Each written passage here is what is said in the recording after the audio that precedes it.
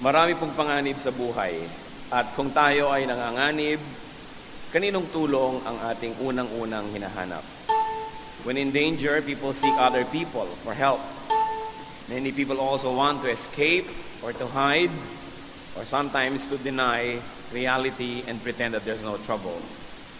When we are in trouble, what can be better than God's rescue? Meron pa talagang hihigit kaya sa pagtulong sa atin ng Panginoon na sagipin tayo sa panganib? Heavenly Father, thank you for this time where we can worship freely. Salamat po, Panginoon, sa kalayaan sa aming bansa na kami ay makaawit ng malakas, makasayaw, makapagtipon-tipon ng walang pangamba. Thank you, Lord, that your people are not persecuted in this country to worship you. As we gather, our Lord, to worship you and give glory to your name, we remember our many brothers and sisters in many other places who are not as free. May you likewise give them, Lord, your abiding presence. And in their acts of worship, sometimes hidden, may you glorify your name and lift them up. Dalangin namin, Panginoon, ang kalooban nyo maganap sa amin ngayon. Walang aksidente sa inyo. Kaya natitiyak namin, Panginoon, na kami ay dinala nyo sa dakong ito dahil meron kayong pakay para sa amin. Nais namin kayong papurihan, nais namin magdala ng aming mga handog at pasalamat. Nais din namin, Panginoong, tumanggap ng pagpapala mula sa inyo. Payapain niyo po ang aming loob at gawin niyo po ang puso namin na mayamang taniman ng iyong salita. Nawa ang kapayapaan niyo maghari sa aming damdamin. At Panginoon, kung may gumugulo sa sino man ng mga narito, in the name of Jesus, we reject, rebuke, and drive away any force, any evil force that trouble your people. And we pray that your peace may reign in our hearts. Kayo, Panginoon, ang siyang mangusap sa amin, habang patuloy naman kaming humihingi na yung paglilinis. Hugasan niyo po kami na mula sa aming mga kasalanan, paging dapatin mo kaming makalapit sa iyong trono ng biyaya. Hindi dahil kami ay malinis, kundi dahil kami nililinis ng iyong pag-ibig. Nililinis ng iyong salita, ayon na rin sa iyong pangako. At nawa, Panginoon, sa pagbubulay-bulay namin ng iyong mga salita, bigyan niyo po kami ng karunungan na mailapat ito sa aming mga personal na buhay. May we not only increase in knowledge, but may we actually increase in spirituality, in strength, in godliness, so we may reflect your glory and be blessings not only for our families, but also for people who see your work that is really flowering in our midst, O God. Let your children receive your blessing now. Iligtas mo rin kami, Panginoon, sa mga gawa ng masasamang tao at masasamang espiritu, sa mga nagsasamantala sa aming pagtitiwala. May you neutralize all works of evil that are arrayed against your people. And may you protect even our loved ones who are not with us right now. Protect even our homes, O God. And may your abiding presence not only be our comfort, but also our hope. Lord, walk in our midst. Dispense blessing. Let your face shine upon us. We seek you in the name of your Son, Jesus Christ, our Lord and Savior. Amen. What can be better than God's rescue? Parang wala na, subalit sisikapin nating maghanap ng maaari pang mas mainam kaysa sa pagliligtas ng Panginoon kung tayo'y nasa panganib. What are the problems that many people faced then and still face now? Psalm chapter 7 verses 1 up to 2. O Lord my God, I take refuge in you. Save and deliver me from all who pursue me, or they will turn me like a lion and rip me to pieces with no one to rescue me. This is a very clear and sometimes a very imminent danger that many people face. Sinasabi po sa Psalm chapter 7 verses 1 to 2, kailangan na maraming tao ay magtago sa likod ng Panginoon, humingi ng kanyang pagliligtas, sumilong sa kanyang proteksyon, dahil maraming mga kalaban na para mga leon na kung aabutan tayo at kung silang makakapangyari, tayo ay lalapain at pagpipira-pirasuhin tulad ng ginagawa ng leon sa kanyang mga nabibiktimang mga hayop. So what are the problems that may be presented by Psalm chapter 7? Danger from one's enemies. That's a very clear problem. Sometimes we make our enemies, sometimes we don't do anything wrong and our enemies find themselves at war with us. But it happens. There are dangers that come from one's enemies. And also another problem is receiving God's help and deliverance. Problema na merong panganib at problema rin kung papaano ngayon tatanggap ng pagliligtas ng Panginoon. What are the possible solutions? As Psalm chapter 7 would like to tell us. Verses 6 to 8. Arise, O Lord, in your anger. Rise up against the rage of my enemies. Awake, my God, decree justice. Let the assembled peoples gather around you. Rule over them from on high. Let the Lord judge the peoples. So solutions, of course, God's rescue. Unang-una na yan. God's anger against evildoers and God's justice. Napakalaki po na solusyon sa mga suliranin natin na nagmumula sa kapwa-tao, sa panganib na nagmumula sa kapwa-tao, yung pagtulong ng Diyos, pero higit pa dyan, yung galit ng Diyos sa mga gumagawa ng masama. At napakalaki rin nating proteksyon yung katarungan ng Diyos. Pairalin lang ng Diyos ang galit niya sa masama, may proteksyon na agad ang mga gumagawa ng mabuti. Pairalin lang ng Diyos ang kanyang katarungan, hindi na kailangang magpaligtas ang mga nalalagay sa panganib na mabubuti sapagkat ang Diyos mismo ang kikilos. God's rescue is very important. Ano pa po at anong masasabi nating maaaring mas mahigit pa na mabisa kesa sa pagliligtas ng Diyos kung tayo nasa panganib? Psalm 7, 3-5. O Lord my God, if I have done this and there is guilt on my hands, if I have done evil to him who is at peace with me, or without cause, have robbed my foe, then let my enemy pursue and overtake me. Let him trample my life to the ground and make me sleep in the dust. Isang napakagandang panalangin na maaaring magmula lamang sa isang malinis na puso. Sabi niya, Panginoon, kung nagawa ko po ang ganitong mga bagay at marumi ang aking kamay na rumihan, kung gumawa ako ng masama sa isang taong mapayapa naman at hindi ako inaano, kung ninakawan ko ng walang dahilan ang mga tao sa aking paligid, hayaan niyo pong abutan ako ng aking mga kalaban at ako'y kanyang pagluray-lurayin, tadyak-tadyakan at ako ay mahandusay sa lupa, sa alikabok. So ano pong proteksyon at anong maganda kaysa sa God's rescue? One's righteousness. One's innocence.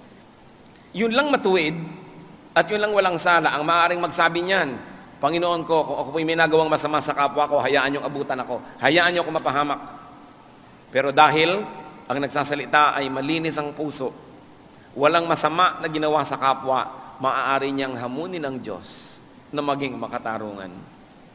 One great lesson we can learn from these very simple verses, live in such a way that you can pray this prayer. Kung natin sabihin, Lord, iligtas niyo po ako sa mga humahabol sa akin, dapat naman pala talaga yung habulin dahil hindi tayo nagbabayad ng utang. Dapat naman pala tayong habulin dahil may atraso tayo, may ginawa pa tayong masama. Paano ka ngayon magpapaligtas sa Diyos? Kaya what is better than seeking God's rescue? To live a godly life so that you will not need God's rescue. That is what's better. To be righteous.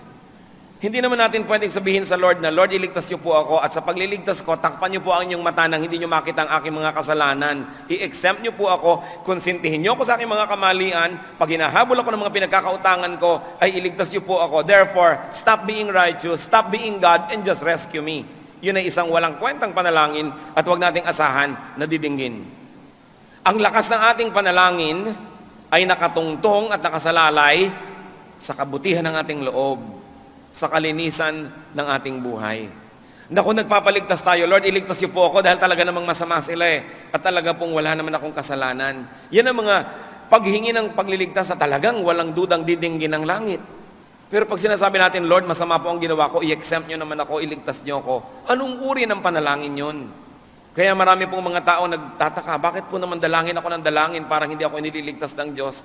Ano bang hinihingi mo sa panalangin mo? Natigilan ng Diyos na maging matuwid siya? Tigilan ng Diyos na maging makatarungan siya para lang makamit mo yung gusto mo? The Bible says that when we pray according to God's will, He hears us. So we must pray according to God's will. And when we live according to God's will, He hears our prayers, especially when we ask to be rescued. Psalm 7, 8-9. Judge me, O Lord, according to my righteousness, according to my integrity, O Most High. O righteous God, who searches minds and hearts, bring to an end the violence of the wicked and make the righteous secure. A very beautiful prayer. Hatulan niyo po ako, Panginoon, ayon sa aking mga ginagawa, ayon sa aking kalinisan, ayon sa aking mga pinagsasasabi. Hatulan niyo po ako ayon sa aking pamumuhay. At kayo hindi maaaring paglihiman sapagkat alam niyo ang laman ng bawat puso at isip. Wakasan niyo na po ang karahasan ng masasama. Paano kung tayo yung masama? Paano tayo makakapanalangin ito? Di tayo ang winakasan ng Diyos. Kaya mahalaga na ang pamumuhay natin ay lagi pong nakasaayos. Hindi dinadaan sa panalangin lang, gagawa ng masama, tapos ipag-pray nyo naman ako. Magpapabaya sa kalusugan, ipag-pray nyo naman na huwag ako magkasakit.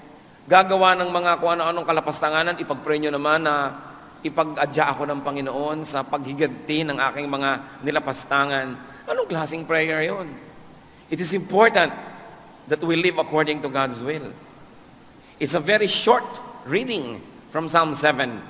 But what can we learn? That being godly, that seeking God's pleasure is better than seeking God's rescue. Mamuhay po tayo na hindi natin kailangang magpaligtas lagi sa Diyos sapagkat ang tinatahak nating landas ay yung ligtas. Mamuhay tayo na hindi tayo kailangang laging hanapin ng Diyos sa dilim sapagkat nabubuhay tayo sa liwanag. Mabuhay po tayo na hindi natin kailangang iligtas mula sa paghihiganti ng kapwa sapagkat wala tayong atraso. It is better than seeking God's rescue. Psalm 7 verses 10 to 11. My shield is God Most High, who saves the upright in heart. God is a righteous judge, a God who expresses His wrath every day.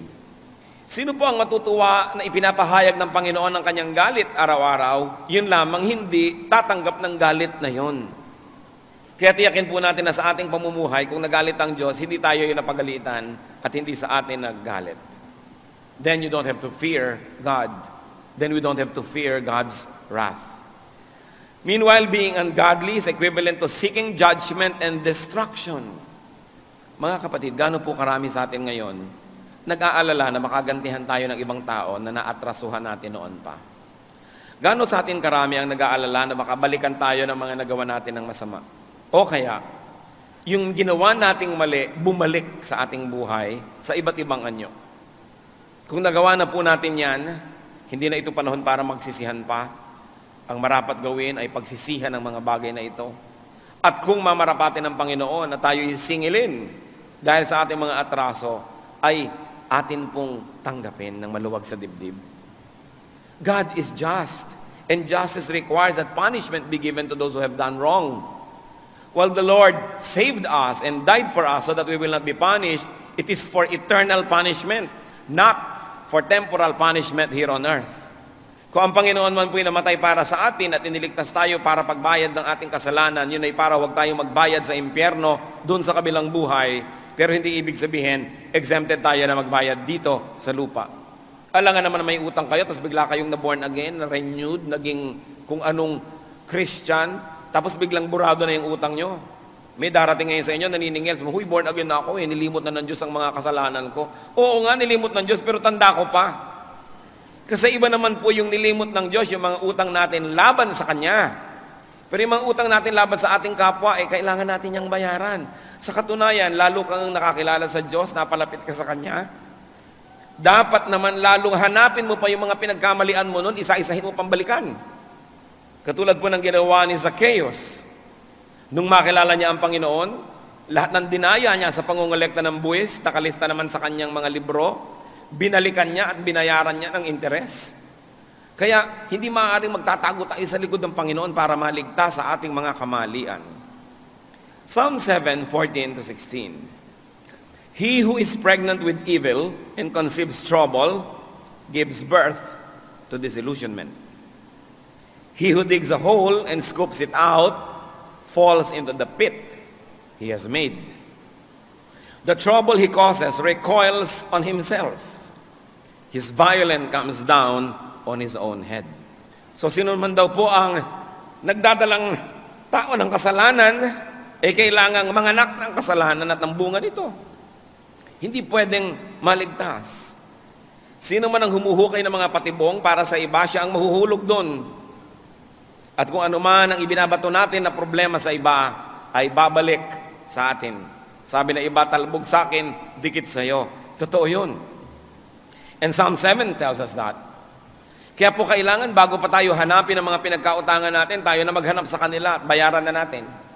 Hindi lang po financial na utang, mga utang na loob, mga utang na atraso, mga pagkakamali, tayo na ang mauna. Higit lalong maganda na tayo ang magsasabing, alam mo nung araw, may nagawa akong mali sa iyo, patawarin mo na ako. And bring a peace offering. Dahil hahanap-hanapin at babalik-balikan tayo ng mga yan. Marami po mga tao hindi mapagkatulog, may mga nervyos, hindi malaman kung bakit. Maring ang dahilan, a lot of bad will as against good will, na kinikimkim ng mga tao laban sa kanila. At dahil po tayo mga spiritual na mga nilalang, yung espiritu ng iba at yung kanilang mga iniisip na masama laban sa atin, ay nararamdaman din ng ating espiritu. Kaya kung minsan, wala namang alam ang ating isip, pero may nararamdaman tayong kakaiba. Because there is evil that people are planning against us. That's why sometimes we're nervous, hindi tayo mapagkatulog. Dapat tayong makinig sa tawag ng Espiritu. At tayo ay magbabayad at magbabayad. So what can be better than God's rescue? Huwag na lang tayong umatraso, huwag na lang tayong mangutang sa iba. Bayaran ang ating mga pagkakautang. Sa kadalasan po, pagka matagal na tayong hindi sinisingil, akala natin lusot na pwede na. Pero nagbabayad pa rin tayo sa ibang paraan.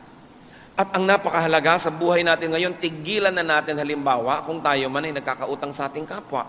Pero bihirang-bihirang tao ang nakakaagrabyado ng iba na tinatanggap niya na nang-aagrabyado siya. Kadalasan may iba't iba tayong dahilan, may iba't iba tayong mga excuses. Kaya hindi maayos-ayos ang ating buhay sapagkat may mga bara sa pagpapala ng Diyos. Mga masama nating ginawa noon na hindi pa natin inaayos, binabalanse, at kumisan nasa Panginoon na patuloy pang gumagawa ng mali. The Bible is clear. God is not mocked. Whatever a man sows, he shall reap. Hindi maaaring paglalangan ng Diyos kung anong itinanim ng tao, aanihin. At maganda po na linawin natin ito. Aanihin natin dito sa lupa ang mga itinanim natin dito sa lupa. Pero yung nasa Panginoon na tumanggap na kay Jesus bilang Panginoon tagapagligtas, hindi na niya aanihin sa kabilang buhay yung mga bunga ng kasalanan niya dito, pero aanihin pa niya dito. Kaya pare-pareho lang tayo, sasabihin mo, bakit yan? Tumanggap na sa Lord, nasa Panginoon na, bakit ganyan? Nahihirapan pa rin sa buhay. Maaring umaani siya ng mga itinanim niya noon. Pero ang salamat na lamang, hindi na niya aanihin pa yun at patuloy na aanihin sa kabilang buhay dahil iniligtas siya ng Panginoon doon. Akala ng iba, 3 days na akong born again, ba't wala pang magic? Ba't di pa ako gumagaling, di pa ako yumayaman, hindi pa gumaayos ang buhay ko? Natural, maraming dapat ibalanse. Kaya mahalaga, harapin ang nakaraan. Bunutin ang mga ugat ng nakaraan. Habang hindi po natin binubunot yan, patuloy ang mabubuhay at patuloy tayong susundan-sundan ng anino ng nakaraan. But because God is righteous, His people can and should give thanks. His people can praise Him with songs. Napakalaki po ng pananalig ng inyong lingkod na bagamat marami ang mga tao na kasalanan at mga atraso, pero kung tayo nasa Panginoon na, pati yung pagbabayad natin noon, hindi naman tayo ine-exempt ni Lord, ay tinutulungan naman tayo ni Lord. Kaya gumagaan. Sabi niya, come to me all of you who are tired and heavily laden, and I'll give you rest. Sabi niya, ask and it will be given you. Seek and you will find. Knock and the door will be open to you. So, may pagkakaiba po ang mga anak ng Diyos at yung mga hindi pa tumatanggap sa Panginoon bilang tagapagligtas nila, na bagamat tayo anak at nagbabayad-bayad ng mga utang natin, may katuwang tayo at may grasya na iniaabot sa atin ang Panginoon. Ano pong dapat natin gawin pag tayo nasa panganib? Well, seek God's rescue when needed.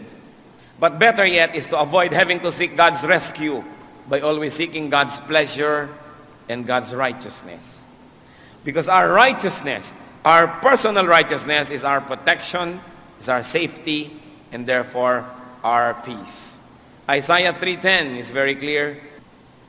Tell the righteous, it will be well with them, for they will enjoy the fruit of their deeds.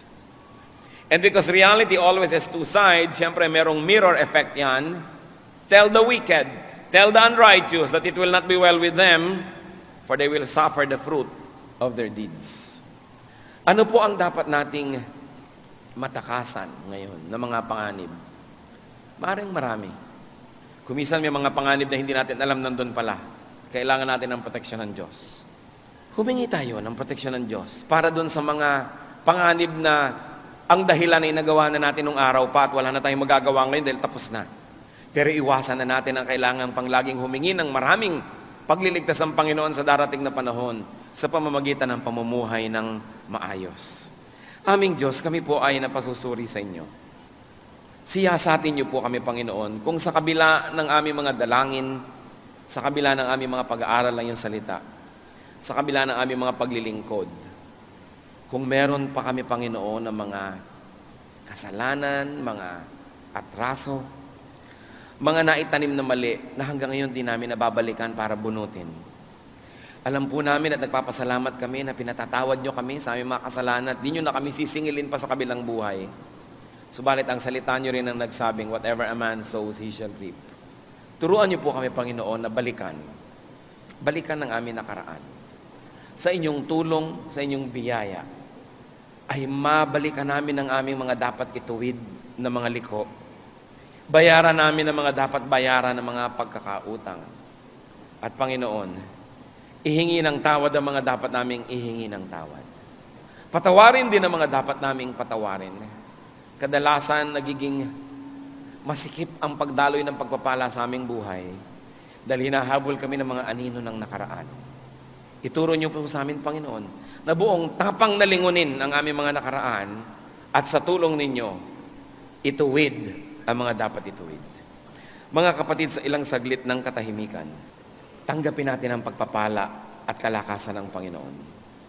At patulong tayo sa Kanya na balikan ang mga bahagi ng ating nakaraang dapat balikan. Dapat ihingi ng tawad sa Kanya. Dapat ituwid. At sa pinakalalong madaling panahon, ituwid ang kayang ituwid pa. Manalangin tayo. Tingnan natin kung ano sa mga nakaraan natin na hanggang ngayon nagiging dahilan para mabawasan ang ating katahimikan at madagdagan ang ating mga alalahanin. Lord, may you reveal to us parts of our past that have to be dealt with. Mga hinanakit na hanggang ngayon kinikimkim. Mga galit, puot sa aming puso. Mga pangamba. Manahimik tayo sa presensya ng Panginoon. Pabuksan natin ang ating isip sa mga bagay na maaring pinagsarhanan natin ang ating mga guni-guni at alalahanin. Bunutin ang mga ugat ng maaring pinagmumula ng mga panganib ng ating buhay ngayon.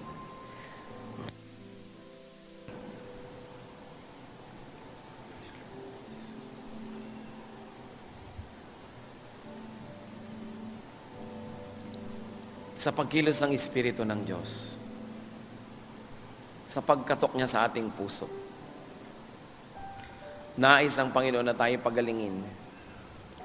Nais ang Panginoon na tayo palakasin at bigyan ng mga bagong pasimula sa buhay. Nais kong manalangin, nais kong ipanalangin ang sino man mga kasama natin ngayon.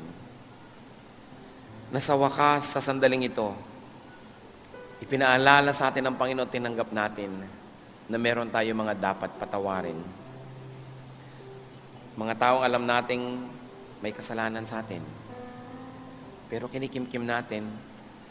Kumisan, polite naman yung relationship natin, pero meron tayong kinikimkim na muhi. O kumisan talagang di maganda ang ating samahan. Pero ngayon ipinaalala ng Panginoon, marami lang kayong panganib na susuungin. Marami lang gulong haharapin dahil hindi binubunot ang mga ugat ng galit. Sa sandaling ito, kinakausap kayo ng Panginoon na magpapatawad na tayo, lilimot, at magkakaroon isang bagong pasimula sa maraming paraan. Kung ito ang nilalaman ng inyong puso, nais kong tumayo kayo at mananalangin tayo. Hihingi tayo sa Panginoon ng kapangyarihang makapagpatawad talaga. Sino po ang nais magsabi, yes, amen. Sino po po tatayo na, Lord, this day, I like to be free. I like to be free and I like to forgive. Kung gaano kalakas ang loob ko na humingi ng tawad sa inyo, ngayon magpapatawad na po ako. Ayoko nang dalhin pa sa buhay ko ang mga pait na matagal ko nang dala, ang mga galit, ang mga hinanakit. Nais ko pong makalaya sa araw na ito. At nais ko ring tanggalin ang bara na maaaring humahadlang sa mga pagpapala niyo patungo sa aking buhay. Sino pa po ang magsasabing today is going to be a very memorable day because I'm going to let go of this heaviness in my heart and I'm going to forgive. Napakainam tumayo sa ganitong paanyaya. Ang Panginoon pinangako, when 2 or 3 are gathered in my name, He is there. I am there in your midst. Magbibigay siya ng lakas. Yung lakas na hindi natin dating hawak, mapapasa atin. Yung puso na dating maliit, mapapalaki para tumanggap tayo. Tumanggap sa ating kapwa. Sino pa po ang nais tumayo? At sa inyong pagtayo, ihayag nyo sa Panginoon ang mga pangalan ng nais yung patawarin ngayon. Humingi rin tayo ng lakas sa Panginoon na makapagpatawad. At higit sa lahat, humingi ng tawad na hindi tayo nagpatawad agad-agad. Na tayo'y nagkimkim ng galit sa ating puso.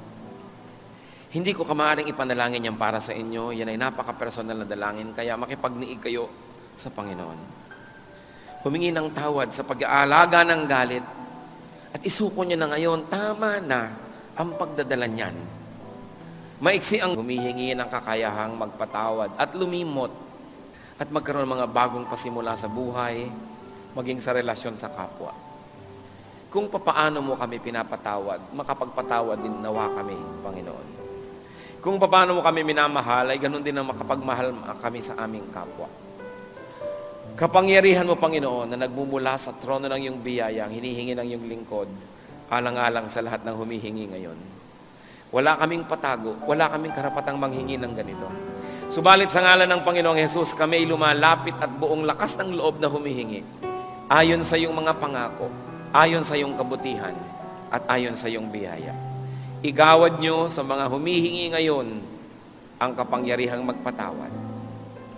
Mga kapatid, patawarin ninyo, sabihin ng inyong bibig kahit mahina, sabihin ng inyong puso ang pagpapatawad na iginagawad nyo sa mga tao. Sabihin yung pangalan nila. Sa pangalan ng Panginoong Hesus, pinapatawad kita, so and so, so and so. Kausapin yung Espiritu ng Diyos. Say it with your lips so it is sealed with your word that you are forgiving. Sige, magpatawad.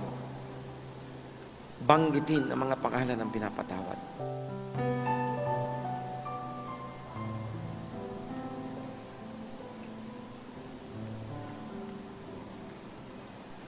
Purihin ka, Panginoon. Espiritu mo lang makakagawa ng ganito. Na ang tao ay makalakad ng laban sa agos ng emosyon. Laban sa agos ng aming pagiging makasarili. Laban sa agos ng aming amor proprio. Purihin po kayo sapagkat nagpalaya kayo ng maraming tao sa sandaling ito. At dahil dyan, Panginoon, maraming kapayapaan, maraming pagpapala ang darating sa iyong mga anak. At maraming mga panganib ang hindi na kailangang dumating pa. Salamat sa pagkilos niyo. Salamat, Panginoon. Panatili tayo sa presensya ng Panginoon at sa pagyuko. Maaari na po kayong maupo, mga kapatid, sapagkat meron akong isa pang grupong nais ipanalangin. Kung meron po tayong pagkakamali sa ating kapwa, alam na alam nyo, meron kayong nagawa ng di mabuti. Napagsamantalahan ng pagtitiwala. Napagsamantalahan ng kahinaan. Nadaya natin, o nasaktan natin, o naagawa natin ang isang bagay na mahalaga sa kanila. At ngayon, nais nyong ituwid yun. Nais nyong maaring ibalik ang di nyo dapat kinuha. O nais ninyo na humingi ng tawad. O nais nating magbayad ng ating utang. Basta nais natin na ituwid ang mali. Subalit alam nyo, mahirap gawin, nakakahiyang gawin, kulang ang ating lakas. Hihingi tayo sa Panginoon ngayon ng lakas. Habang lahat ay nakayuko, nais ko namang tumayo. Sino mang narito sa ating kalagitnaan na nagsasabing, Lord, hindi ko po ipagkakaila. Meron akong mga naatrasuhan. Meron akong pagkukulang. Nais kong ituwid. Bigyan niyo po ako ng lakas na gawin yun. Sino man ang may ganitong panalangin, tumayo kayo at hihingi tayo sa Panginoon ng lakas. Kailangang ituwid ang mga baluktot. Hindi huli ang panahon. Praise God. Sino pa po ang magtatayo sabihin, kailangan harapin ko ang nakaraan para ako'y makapunta sa aking hinaharap. Kailangan harapin ko ang naging mga pananagutan kong tinalikuran ko. Kailangan ng aking mga pananagutan ay aking tupdin. Ang mga utang ko'y bayaran ko. Sino pa po ang magsasabi niyan? Maring meron tayong nagawa ng di mabuti. Nakawawa natin sila. Napaglaruan natin ang kanilang pag-ibig. This is the day of God's victory and this is the day of your deliverance. Stand and say to the Lord, Lord, I ask strength that I may be righteous enough and humble enough to do what is right. And that is to rectify an error, to straighten up a crooked deed that I have done maybe long ago. To go to the people I have wronged and pay my dues, even just to say, I'm really sorry. Glory to God. Huwag kayong papigil sa espiritu ng kasamaan para tumayo. Gusto ng Diyos tayong palayain, but we have free will and we've got to surrender that will to God. And when our free will operates according to God's will, He is glorified and His blessings flow. Yes, I know there are still some people who like to stand up. Give glory to God and victory to your name in the name of the Lord by standing up. And you say, Lord, I recognize that I have to correct an error. Praise God. Who else would say, Lord, I'm standing up, knowing that only you can set me free. And only by your strength I can correct a mistake. Oh Lord, be glorified. Look at your people, oh God. Look up, down from heaven and look at your people, wanting to obey you, to correct a mistake, to rectify an error. Kayong nakababatid kung ano man ang inilalapit ng mga tumatayo sa iyong harapan. Unang-una, salamat Panginoon sa spirit of humility that you give to those who are standing up. Our human nature will prevent us from doing this. So we know that it is your godly nature that is what work in us that is victorious today. Panginoon, ayon sa iyong kapangyarihan na walang hanggan, ayon sa iyong kadakilaang di masusukat, ipagkaloob mo sa mga tumatayong ito ang kapangyarihan na magwagi, ang kapangyarihan na tumanggap ng pagkakamali, ang kapangyarihan, Panginoon, na harapin ang mga pananagutan, bayaran ang dapat bayaran, at kung kinakailangan na magpakasakit at magdusa, maituwid lang ang baluktot, bigyan mo ng kapangyarihan, Panginoon. Walang katuturan na kami nagtutuwid-tuwiran, yun pala iliko. Walang katuwiran na kami Bible study, nagwo-worship, yung pala maraming dapat ituwid na hindi itinutuwid. Gawin mo po kaming totoo. Sa iyong kapangyarihan lang, maaaring mangyari ito. And in the name of Jesus, I release power unto you, all of you who are standing up before the Lord. Receive the power of the Holy Spirit to be humble. Receive the power to correct an error. And receive the power to heal wounds that you have inflicted on other people. Tanggapin ninyo ang kapangyarihang pagalingin ng mga sugat na maaaring mayroon kayong pananagutan.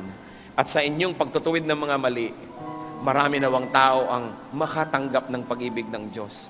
Malaman nilang totoo kayong anak ng Diyos at kumikilos ang Espiritu ng Diyos sa inyo. At dahil sa inyong patotoo, sila man ay maligtas at kumilala sa ating Panginoong Jesus. At sa inyong pagkilos, sa inyong paggawa, sa pagsunod nyo sa sinasabi na inyong pinalinis na budhi ng dugo ni Kristo. Sa pagsunod nyo sa paggawa ng tama at pagtutuwid ng mga baluktot, I proclaim power unto you and I proclaim blessings. And I proclaim that anything that has been hindering blessings from reaching you will now be destroyed by the power of the name of Jesus. As you obey the Lord, may the windows of heaven be opened and may you receive great blessings from the Almighty. And may the Lord use you powerfully for the advancement of His kingdom. As you stand before the Lord, God is honored. And He will work miracles through you.